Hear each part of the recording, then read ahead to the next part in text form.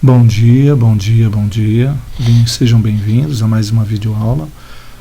Essa videoaula é das aulas 5 e 6, setor B, apostila 5. Tá? Essa aula vai falar sobre termometria, temperatura e escalas termométricas. O vídeo travou. Vamos lá.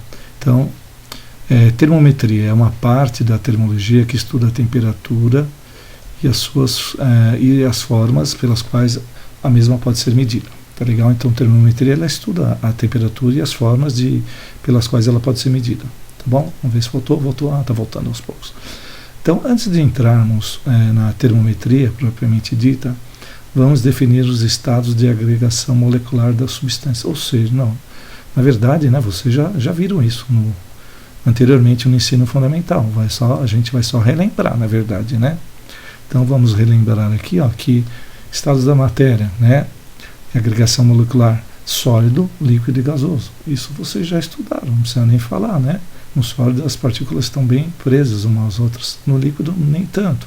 No gasoso elas estão livres aqui, né? Ocupam todo o volume do recipiente que as contém, né? Vocês estudaram isso, vocês já sabem, né? Não preciso ficar entrando em detalhes. Bom, temperatura também vocês já viram, né? Temperatura é a grandeza física escalar que está associada ao grau de agitação da molecular de um sistema, ou seja, a temperatura está ligada ao grau de agitação das partículas, tá bom? Então, quanto maior a agitação das partículas, maior a temperatura, tá legal?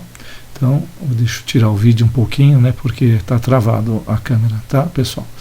Então, o grau de agitação térmica das partículas define a temperatura. Quanto maior o grau de agitação, maior a temperatura.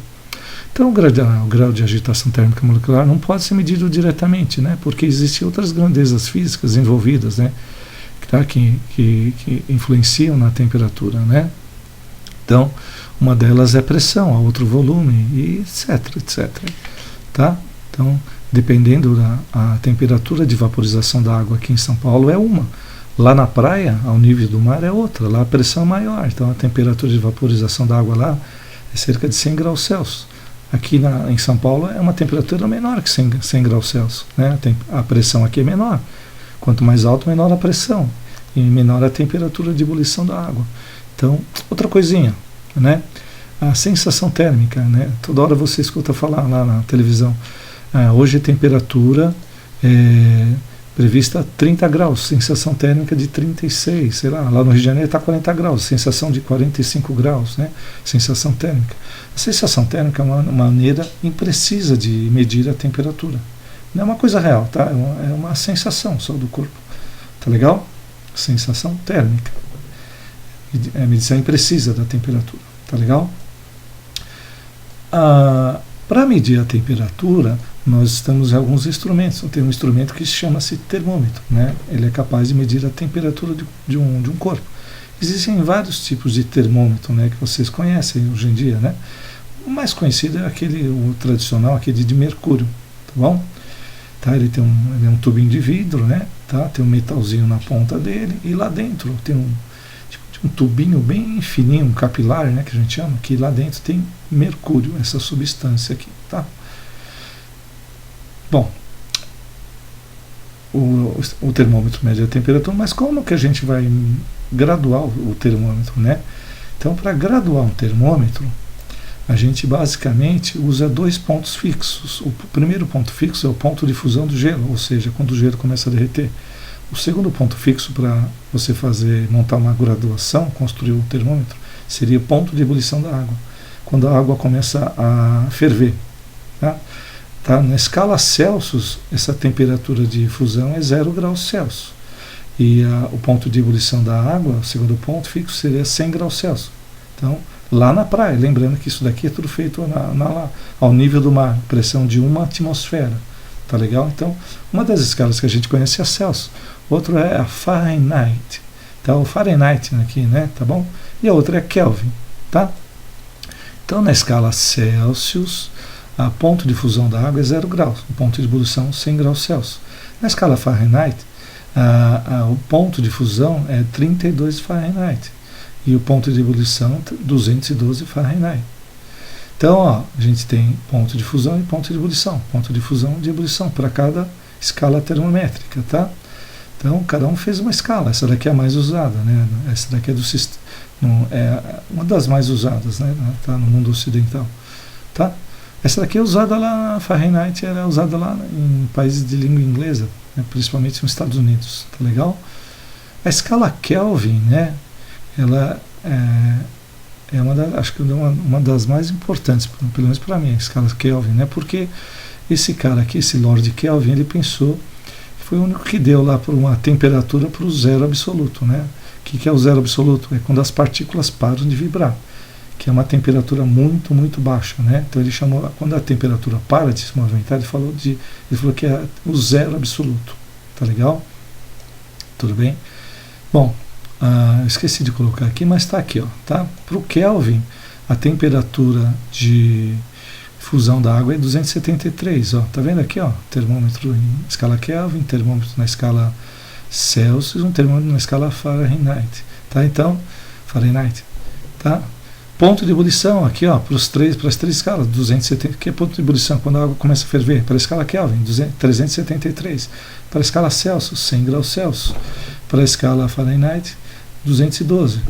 Ponto de fusão da água, ó, Kelvin, 273 Kelvin, da Celsius, 0 graus Celsius, Fahrenheit, 32, tá?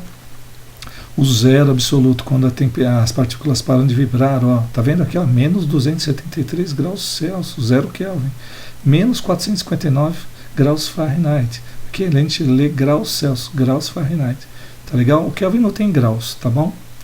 Então, dá para fazer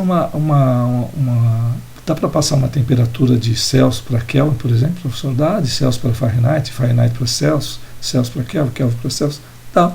Então, essa conversão de unidades, a gente colocou aqui, ó, umas equações que dá para a gente fazer conversão. Então, esqueci do vídeo aqui, até travou, tá? Então, ó, essas equações para conversão, equações de conversão e de temperaturas, esqueci de colocar o D aqui, ó. Equações de conversão de temperaturas, né? Então, ó, Celsius para Fahrenheit e Fahrenheit para Celsius, ó, θC sobre 5 é igual a θF menos 32 sobre 9. Aqui é uma escala de uma equaçãozinha para você converter, tá? Depois a gente vai usar aqui, ó, vou fazer para vocês lá no exercício. Aqui, ó, para passar de Celsius para Kelvin, a gente soma 273.